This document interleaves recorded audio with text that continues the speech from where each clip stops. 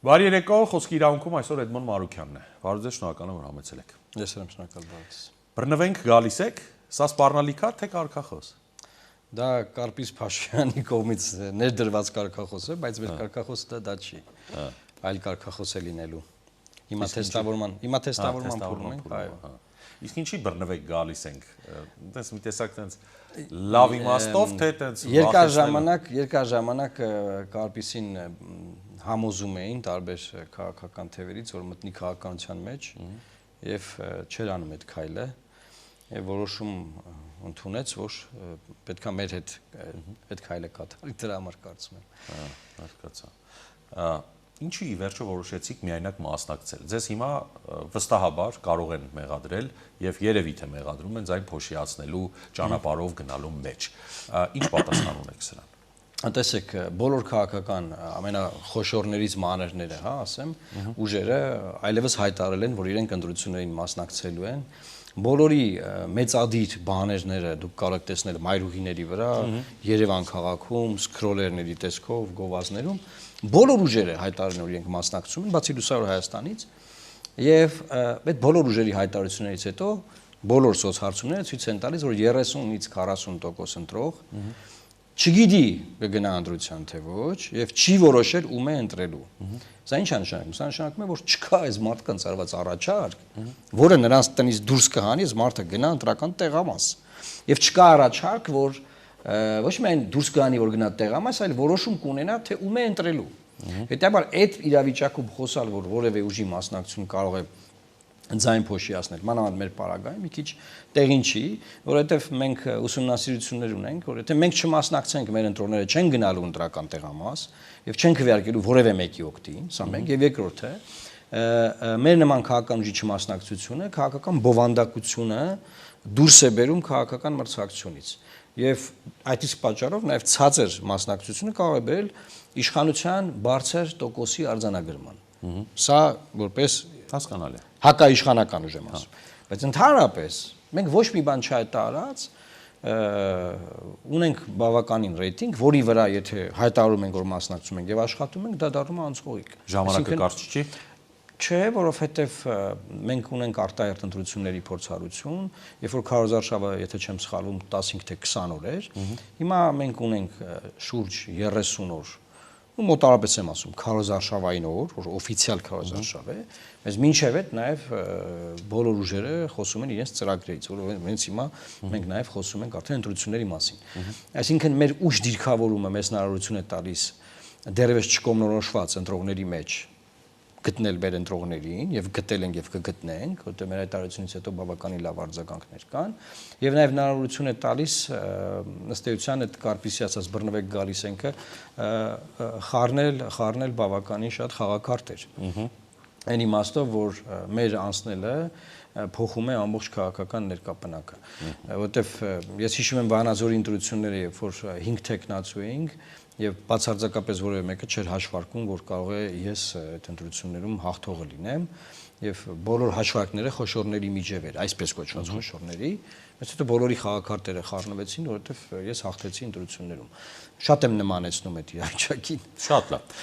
Ձեր ԿՊ-ի հետ ունեցած անցյալը կամ լավ իշխանությունների հետ, կուսակցության հետ չեք ունեցել, ըստ էության իշխանությունների հետ եք ունեցել որոշակի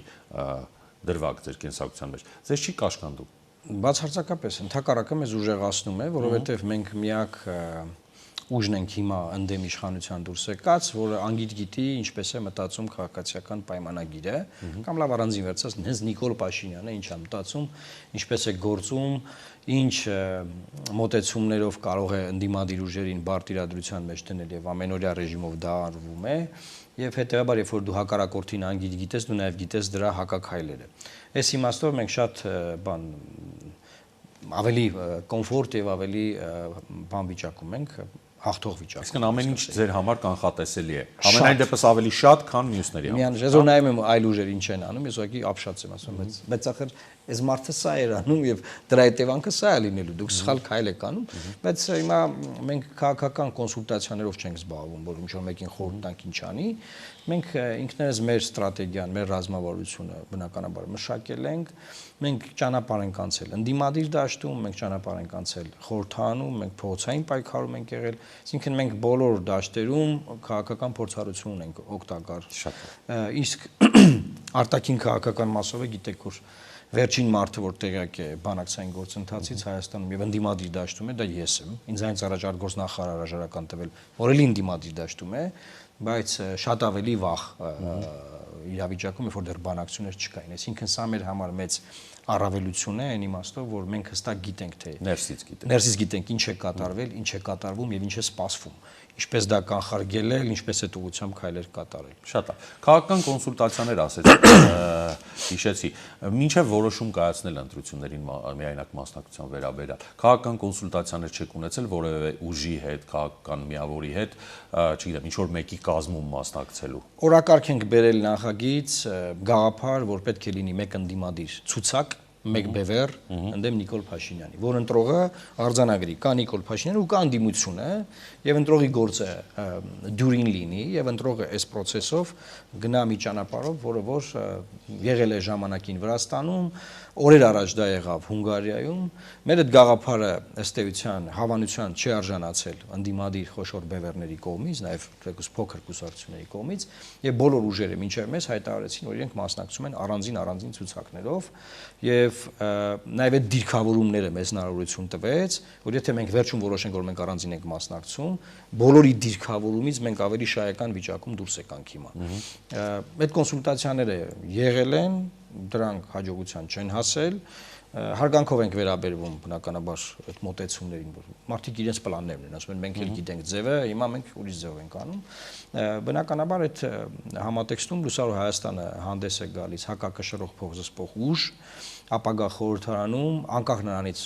որ խոշոր ուժը ավելի շատ ձայն կունենա կամ ուժերը, մեր կուսակցությունը կունենա հակակշռող եւ փոխզսպող ուժ հնարավորություն եւ նաեւ մենք մի գաղափար ենք առաջ բերել, որ հանրապետության նախագահի ինստիտուտը, ես ես դրա համար եմ ուզում ասել, մենք նախագահի ինստիտուտը ուզում ենք հզորացնել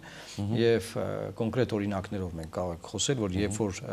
լծակներ չունեցող ինստիտուտը, որը պետքա գործի հեղինակության վրա, հեղինակություն չունեցող մարդու ես դու բերում այդ դաշտ, այդ ինստիտուտը չի էլ կայանում եւ տենց կործանում ավարտվում գնում, բայց եթե դու դրա փոխարեն բերում ես հեղինակություն ունեցող մարդ, այդ ինստիտուտը կարող է հակակշռել, փոխզսպել, մարդկանց նորմալ կյանքի ապահովման միջոցառումներ ձեռնարկել եւ այդ դերում մենք տեսնում ենք Միքայել Աջապահյանին շատ լավ գաղափար է, ինձ էլ է շատ դուր եկել անձնապես, ճիշտ է, ես եթերում այսօր դրա համար չեմ որ կարծիքս արտահայտեմ, բայց այս են դեպքն է, որ իմ կարծիքն է։ Որպես քաղաքացի, հա, բայց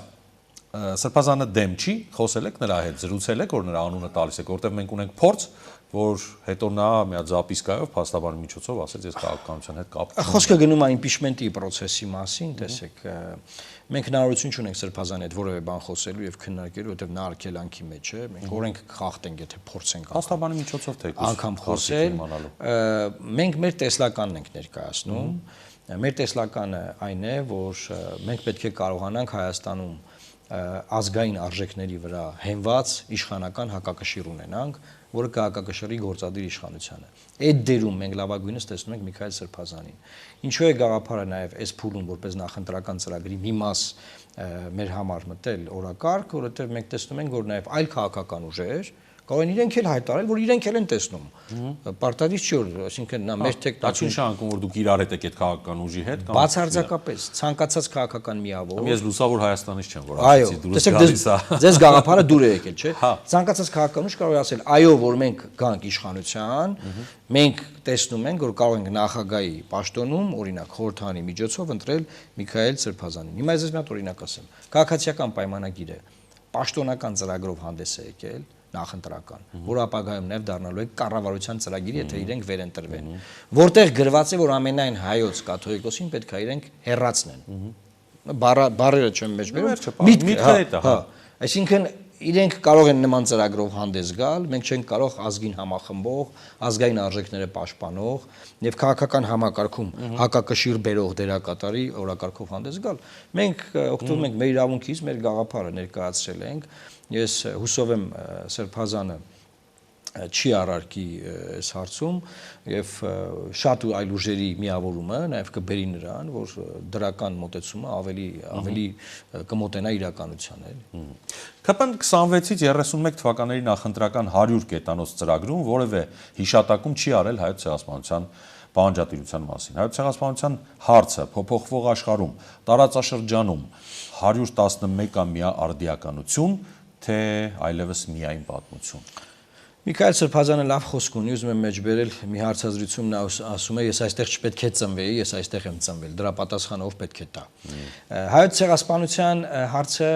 ես երբեք չեմ եղել ջատագով, որ լինի մեր արտաքին քաղաքական առաջնահերթություն, տես թրոշակի պես առաջին տեղում լինի, բայց տեսեք, մի ծայրահեղություն դա կարող է համարվել, մյուս ծայրահեղությունը կարող է համարվել ուրացությունը, որ այսօր կա։ Քանի որ մեր իշխանությունները ուրանում են հայոց ցեղասպանությունը, Թուրքիայի նարատիվները վերցրել են եւ փնտրում են 1.5 միլիոն զոհերի անուն ազգանունները, հետեւաբար պարզա որ իրենք այդ թեման փորձում են փակել, ցրել, ոչնչացնել, ես չեմ բացառում, որ ապագայում նաեւ կարող է հուշահամալիրն էլ այդտեղից տեղափոխել կամ չգիտեմ ինչ անեն, բայց նորակառույց չենք սարքել։ Հա, բայց ուզում եմ ասել, որ այս համատեքստում հայոց ցեղասպանության հարցը արտաքին քաղաքական օրակարգում պահելը լավ առաջնահերթություն չէ, բայց օրակարգում պահելը դա կարևոր անվտանգային գործոն է մեզ համար, ինչու, որովհետև այն ինչ որ մեզ հետ տեղի ունեցել նույն Լեռնային Ղարաբաղում, այն ինչ որ մեզ հետ տեղի ունեցել Միջանցքի պահանջի համատեքստում, դա հայոց ցեղասպանության շարունակությունն է։ Մի դեպքում ասում են մենք պետք է այստեղ ապրենք, դուք չպետք է ապրեք Լեռնային Ղարաբաղի պարագայում եւ էթնիկ զտում է տեղի ունենում։ Մյուս դեպքում ասում են մենք պետք է այստեղով գնանք գանք, անցնենք այս միջանցքով եւ դուք չպետք է այդտեղ լինեք։ Հայոց ցեղասպանությունն էլ այդ համատեքստում է եղել։ Որոշվել է, որ հայերը չպետք է այդտեղ ապրեն եւ պետք է հայերին կոտորել, մղել գաղթի ընթացքում է կոտորել, տիրանալ նրանց հարստությանը, նրանց քաղաքական մշակութային ինքնությունը վերցնել, խեղել եւ ոչնչացնել մի ազգ։ Հիմա իմ համար թե Լեռնային Ղարաբաղում տեղի ունեցածը, թե մեզանից Միջանցքի պահանջը, որտեղ մենք չպետք է լինենք, անգամ սահմանապահի դեմքով, հա, այդ ամեն ինչը հայոց ցեղասպանության շարունակությունն է, թեկուզ 100 տարի անց, եւ եթե մենք միջազգային հանրությանը բացատրենք այն բառամթերքով, որ ես հիմա եմ բացատրում, պատմական ամբողջ տրամաբանական գիծը ցույց տալով, մենք ավելի շատ աջակցություն կունենայինք, քան որ հիմա ուրացողների մի խումբ փորձում է հայոց ցեղասպանությունը ուրանալ, Անդրանիկ Քոչարյանի բերանով հայտարարում են, որ մեզ 1.5 միլիոն մարդկանց անունները պետք են պատին ուզում են գրենք, այո ասում է, որ դա վարչապետի գաղափարն է, հետո քննադատում ենք հաջորդ եթերում ասում է, չէ իմ գաղափարն էր եղել բան, այդ համատեքստում գիտեք շատ կարևոր է, որ մենք ոչ թե ընդդեմ ԿՊ-ի հիմա ասենք այ դուք չեք գրել եւ այսինքն մենք պետք է այս թեման ամրացնենք, մենք պետք է թեման առաջ բերենք եւ թեման առաջ բերողներից մեկն էլ հենց Միքայել Սրբազանն էր իր վերջի հարցազրույցներում, որի մասին խոսեց։ Իսկ ո՞րն է ձեր արտաքին քաղաքական առաջնահերթությունը այդ դեպքում։ Մեր արտաքին քաղաքական առաջնահերթությունը առաջին հերթին հայկական պետականության պաշտպանությունն է։ Մենք գտնում ենք, որ հայկական պետականությունը, որը միակն է այս պահին, Լեռնային Ղարաբաղը չկա այլևս, վտանգված է եւ մեր պետական բովանդակությունը վտանգված է։ Այսօր Հայաստանի Հանրապետության Սահմանադրության նախաբանից դուրս բերել անկախության հռչակագրի հղումը, որը զուտ անկախության հռչակագրի հղում է, Լեռնային Ղարաբաղի հետ կապ չունի։ Դա նշանակում է Հայաստանի Հանրապետության ծննդյան վկայականը ոչնչացնելու գործընթաց սկսել։ Եվ մենք գտնում ենք, որ հայկական պետականության բովանդակությունը փոխվում է եւ այն փոխվում է Ադրբեջանի եւ Թուրքիայի կազմակերպված փափուկ ուժի միջոցով։ Նայեք, մեր վրա հիմա ոչ ոք չի հարձակվում, որ մենք օրինակ զինանշանի վրայից Արադ լեռը հեռացնենք։ Չկա պատերազմ դրա համար։ Կա փափուկ ուժի միջոցների կիրառում, որը ամենօրյա ռեժիմով տեղի ունենում, մարդկանց գլուխները լվալու ռոպագանդայի միջոցով, տարբեր օրենսդրական նախագծեր անցկացնելու միջոցով, եւ որի կուլմինացիան լինելու է սահմանադրական փոփոխությունները։ Մեր արտաքին քաղաքական գերական հարցը, առաջի հարցը դա այն է, որ հայկական պետականության բովանդակությունը պետք է պաշտպանվի։ Արցախ բառը կա ձեր օրակարգում։ Մեր օրակարգում կա ժողովրդի իրավունքը Արցախ վերադարձի, այդ իրավունքը անկախտելի է, այդ իրավունքը միջազգային իրավունքով ամրագրված է եւ ըստ էության այդ իրավունքը մենք օրակարգում պահենք, չպահենք, Փաշինյանն ասեն չկա տենց հարց բան, այդ մարդիկ, ովքեր Արցախից էթնիկ զտման են ենթարկվել, իրենք այդ իրավունքը ունեն։ Որևէ քաղաքական ուժ այդ իրավունքը պահելով չպահելով, այդ իրավունքի վրա չկարող ազդել։ Այլ բան է հարցը, որ արդյոք իրատեսական է հիմա թե ոչ։ Բայց մենք ուրիշ բան ենք ասում։ Այն ինչ հարցեր որ Ալիևը բարձրացնում է ամեն օր, դրանք իրատեսական էին այդ ժամանակ, թե իրատեսական չէին։ Այն հարցերը, որ իրենք ասում են Սևանյալը ճիշտ մենք է պետք է օգտվենք։ Որևէ մեկը Ադրբեջանում չի կանգնում ասում, պարոն Ալիև, դե լավ էլի իրատեսական չի։ Սևանի հարցը ինչի՞ ես բացում։ Մարդիկ օրակարգ են ձևակերպում, տարիներով աշխատում են, հասնում են օրակարգի իրականացմանը։ Եվ եթե այս իշխանությունը մնա, այդպես էլ լինելու է։ Հիմա մենք պետք է օրակարգում պահենք այդ հարցը, որը նախ քաղաքակշռիկը փոխզսպի Ադրբեջանի ախորժակը իրենց կողմից այսպես կոչված արևմտյան Ադրբեջանի նարատիվը հետ քաշելու իմաստով եւ նաեւ մարդկանց իրավունքների պաշտպանության իմաստով միջազգային հանրության ուշադրության կենտրոնում կպահի։ Հիմա ի՞նչ է կատարվում, ասում են եկեք մեր օրակարգից բոլոր մեր քարտերը դիվանագիտական բանակցային հանենք, միակողմանի հրաժարվենք, հույսով որ իրանք էլ դա կանեն։ Եղբայր չեն արել, չեն անում, չեն անելու։ Ընթակարակը գալու է ձեր տները մտնեն։ Այո։ Նիկոլ Փաշինյանը քֆուր դնելու վերաբերյալ, որ իրանց չընտրի։ Պատերազմը նկատի։ Ասում է Գերակշիռ մեծամասնությանը Շունշանգյալն անվանելը մնացել է իր բանում կոկորթում մարդկանց մոտ արդեն այդ տպավորությունը կա։ Ինչի այսպես ստացվեց, ինչի չարժանացավ հասարակական պատշաճ արձագանքի հիմա միգուցե մարդիկ հունիսի 7-ին կասեն իրենց պատասխանը։ Գիտեք, ես չեմ ակնկալում, որ մարդիկ բավականին վախեցած են։ Ես ամեն առավոտ իմ Facebook-ի էջը բացում եմ եւ նամակներ եմ ստանում, որ վախենում ենք ձեր նյութերը կիսվենք։ Հենց այսօր առավոտյան ես նման նյութ եմ ստացել, որ վախենում ենք ձեր նյութերը կիսվենք, բայց իմացեք ձեզ ենք ընտրելու։ Հիմա խնդիրն ինչու՞մ է։ Լավ վախենում են մարդիկ։ Այսքան ամեն ինչ սրված է հիմա։ Ես չեմ հիշում ընտրական process, որ այսքան վախ լինի։ Անկեղծ եմ ձեզ ասում, ես գիտեք իմ ընդդիմադիր անցած ճանապարհը չեմ հիշում։ Եվ ուզում եմ ասել հետեւյալը, որ մեզ պետք է ժողովրդի 30 վայրկյանանոց լուր բողոքը։ Ինչ է սա նշանակում։ Քվեարկության process-ը տևում է 30 վայրկյան։ Քաղաքացիները հունիսի 7-ին ունեն հնարավորություն այդ 30 վայրկյանների ընթացքում իրենց բողոքի ձայնը հնչեցնել, թե ուրացության դեմ, թե իրենց ուղղված վիրավորանքների իշխանության, թե նրա դեմ, որ իրենց վճարած հարկերը հավաքում են, հետո իրար մեջ բաժանում եւ վայելում, թե սոցիալ-տնտեսական արհավիրքների համար, թե ամեն ինչի, որ կարող է գալ հունիսի 7-ից հետո,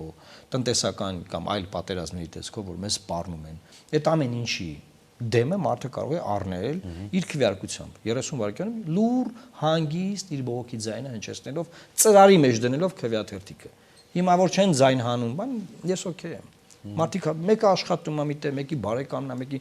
մարդկանց աշխատանքից հեռացում են լայքի համար հիմա ես այդ մարդկանց չեմ մեղադրում բացարձակապես հասկանալի է այդ օրը ունեն իրենց լուր ցասումը հայտնելու միանշանակ եւ չպատժվելու այսպես ասած այո ոչ մի տարբերակ չկա պատժվելու այդ իմաստով Ձեզ դեռ չեն կպցրել եռագլուխ դեպ ինչ օրորդ կամ 5-րդ գլուխ չեն ասում։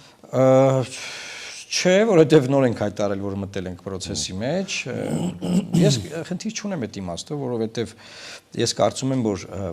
քանի որ լավ ճանաչում եմ Փաշինյանին, ինքը այդ ձևակերպումներով ինքն աշխատում է իր էլեկտորատի հետ։ Ինքը չի աշխատում հակադիր էլեկտորատի հետ։ Բայց իրականում եռագլուխ դեպը Ալիևը, Էրդողանն ու Փաշինյանը, չէ՞։ Տեսեք, որը մտածում ենք ամեն բան այդ ալեգորիային ասում դեռ, հա, ձևակերպում կարելի անել, բայց այստեղ ինչ է կատարվում։ Նա փորձում է բևեռացնել ընտրությունները։ Այսինքն ասում է կամ ես եւ կան 3 այլ ուժերը։ Հիմա ոնց ուզում է անվանի, մի անգամ մի ձևի մի այդ անցած նիստին ասավ ՀՀԿ-ն են իրանք բան։ Եվ դրանով փորձում է դաշտը բևեռացնել, ստանալ 21 թվականի էֆեկտը։ Երբ որ խորհրդան են անցել 2 ուժ, երրորդը բարիերի տակ։ Եթե մենք կարողանանք թույլ չտալ բևեռացում, որը հիմա ես տեսնում որ հնարավոր է, 21 թվականի էֆեկտը չի լինի։ Եթե 21 թվականի էֆեկտը չլինի, Փաշինյանը չի ընտրվում։ Այսինքն մենք ամեն ինչ պետք է անենք 21 թվականի էֆեկտը թույլ չտալու։ Նաև ընդդիմադիր ուժերի համար եմ սա ասում, որտեղ ընդդիմադիր ուժեր կան, որ իրենք կարծում են, որ բևեռացումը ձեռնտու է իրենց։ Ոչ, սիրելի եղբայրներ եւ քույրեր, բևեռացումը վնաս է եւ օգուտ է միայն իշխանությանը։ Վնաս է ընդդիմությանը, օգուտ է իշխանությանը։ վարչաբենդ թե վարչաբանդ այսօր համացանցում այս եզրույթը սկսեց շրջանառվել, մի քիչ բովանդակությունից շեղվեցինք եւ տեխնիկական հարց եմ տալիս, բայց այն որ հետարքիր էր, ձեզ էլ հարցնեմ, կիսվեմ ձեր հետ իմ։ Ես կարծում եմ ընտրական տեխնոլոգիաների իմաստով բավականին իշխանությունը բավականին առաջ է հիմնական օպոնենտ ընդդիմադիր ուժերից։ Եվ այդ թե երգը, պարը, չգիտեմ, այդ ամեն ինչը հաշվարկած է նեյրոլինգվիստիկ մանրամասն ուսումնասիրություններով եւ իր ազդեցությունը գործում է։ Պետք է դրա դեմ մտածել այլ գործիքներ, ոչ տրադիցիոն, որի շուրջ հիմա մենք աշխատում ենք, եւ մենք հայտարարեցինք, որ մենք չենք հանդես գալու տրադիցիոն ծրագրերով, հա, ինչ որ չգիտեմ, սոցիալ-տնտեսական բլոկի վերաբերյալ, չգիտեմ, ինչ, որովհետեւ մեր համար առաջնային է հայկական պետականության բովանդակության պաշտպանությունն է։ Պետք է փորձել ոչ տրադիցիոն քարոզարշավով կոտրել այդ տրադիցիոն ձևակերպված մոտեցումները, որը նաև ընտրողին կբերի ընտրական տեղամաս։ Տեսեք, ընտրողը նայում է սովորական ընտրություններ որպես, եւ սովորական ընտրությունները չի գրգռում մարդուն, որ նա ասում են հունիսի 7-ին գինու փառատոն են, հա, կազմակերպում։ Հունիսի 8-ին 30,000-անոց հանրահավաք է հրավիրել քաղաքպայմանագիրը, արդեն ծանոթությունները տրված են։ Օրինակ հարց չի առաջանում հունիսի 8-ին ինչ են հանրահավաքանում։ Հաղթելու համար, պարտվելու համար, ինչի համար։ Իշխանությունը չփոխանցելու համար։ Այսինքն բավականին զարգացումներ են դեռ սպասվում, թե քարոզարշավի ընթացքում, թե հետո, եւ ես կարծում եմ, այս ընտրություններով ամեն ինչ դեռ չի ավարտվելու եւ ամեն ինչ նոր է սկսվելու Հայաստանում։ Այդ տեխնոլոգիաներին եք ասում, անդրադառնում, բայց տեսեք, իր այդ տեխնոլոգիաները, ասենք սրտիկ ցույց տալու, չգիտեմ, հեծանիվ քշելու, այդ մինի կուպերը քշելու սրտիկով, ինչ որ տարբեր երգեր լսելու, Աննայից բաժանվելու, հետո Աննան կադրում հայտնվում է, հետո Գյումրիում է կադրում հայտնվում։ Ոչ մի արձագանք չկա։ Լավ, բացարձակ իմաստով եմ ասում։ Նկատի ունեք արձագանքում կողմից։ Հարության կողմից։ Եթե հարությանն են ուզում զբաղացնել, իրանց կողմ ուշադրությունը շեղել, չի աշխատում։ Ես չունեմ այդ մասով ուսումնասիրություն, որ անկեղծ ասեմ ինչ, բայց մենք դա պետքա դիտարկենք ընտրական ակտիվության համատեքստում։ Օրինակ, բաներ կան, որ արվում են, ես տեսնում եմ, որ երիտասարդությանն է ուղղված։ Օրինակ, երիտասարդության դաշտում իշխանությունը ձայն չունի։ Շատ ծանր վիճակ է երիտասարդները, այդ երաժշտությունները հետա։ Հա, փորձարվում թիրախավորել երիտասարդությանը, երիտասարդների ձայն բերել։ Բայց միևնույն ժամանակ մի հատ այնպես կոպտագույն սխալ է անում 18-ամյա Դավիթի հետ կապված, այդ ջահելությունը այդքանից հետո գնա իրանց են կտա, եթե նույնիսկ իրանն էին։ Հուսանք որ չէ, որովհետև մենք ջահելությանը, ձեր ասած, երիտասարդությանը պետքա ավելի լավ առաջարկներ կայացնենք։ Նայեք, մեր երիտասարդներին ինչ են առաջարկում։ Դեմոտիվացնող քաղաքական օրակարգ։ Այսօր քաղաքացիական պայմանագրի Նիկոլ Փաշինյանի օրակարգը հայ ժողովրդին դեմոտիվացնելու մասին է։ Դուք եք մեղավոր, որ աղքատ եք, դուք եք մեղավոր, որ ձեզ ցեղասպանել են, դուք եք մեղավոր, որ Ղարաբաղը չունեք, դուք եք մեղավոր, որ բոլորը դավաճան են, բոլորը փախել են, բոլորը թռել են, բոլորը չեն աշխատում, չեն սիրում աշխատ։ Այսինքն անդադար վատաբանել քո ժողովրդին, ի հակադրություն Ալիևը անդադար ոգևորում է իր ժողովրդին ում ընդդեմ հայ ժողովրդի։ Այս իմաստով մեր կոչը, մեր ուղերձները երիտասարդությանը միտված է ոգևորելուն, միտված է նրան, որ վերադարձ լինելու է։ Մենք մեր համագումարում մի ֆուտբոլային համատեքստ ենք հրճակել, ռոտունդա լինելու է։ Իսպաներենից է փոխակերպված, թարգմանված, բայց միտքը հետեւյալն է, որ սիրելի հայրենակից, նախ որպես կուսակցություն, մեր վերադարձը լինելու է պարլամենտ, սա մեկ։ Մեր ժողովրդի վերադարձը լինելու է դեպի իր պատմական ակունքներ, սա երկուս։ Մեր ժողովրդի վերադարձը լինելու է դեպի քրիստոնեական արժեքներ, սա 3։ Մեր ժողովրդի վերադարձը լինելու է դեպի իր պետական հոգևոր մշակութային ժառանգության պաշտպանություն։ Եվ այդպես ես կարող եմ շատ երկար շարունակել։ Եվ ես պնդում եմ, որ այս քարոզարշավում մենք այս օրակարգով ենք հանդես գալու, եւ մեր ժողովուրդը տվյալ պարագայում երիտասարդությունը աջակցում է այս թեզերին։ Աջակցում է այս թեզերին եւ երիտասարդությանը մենք սրանով ենք ողջևորել եւ այո վերադարձ լինելու է։ Շնորհակալ եմ։ Շնորհակալ եմ ձեզ հարցազրույցանը։ Հայկական երկրորդի եթերում խոսքի իրավունքից օգտվեց Էդմոն Մարուքյանը, մենք կհանդիպենք ցտեսություն։ Ամեն օր օրվա ամենակարևորից առանց արհեստական հավելումների։ Սա խոսքի իրավունքն է, ես Շավարժ Գևորգյանն եմ, եթե ուզում եք բաժանորդագրվել YouTube-յան մեր ալիքին, հղումը էկրանին է։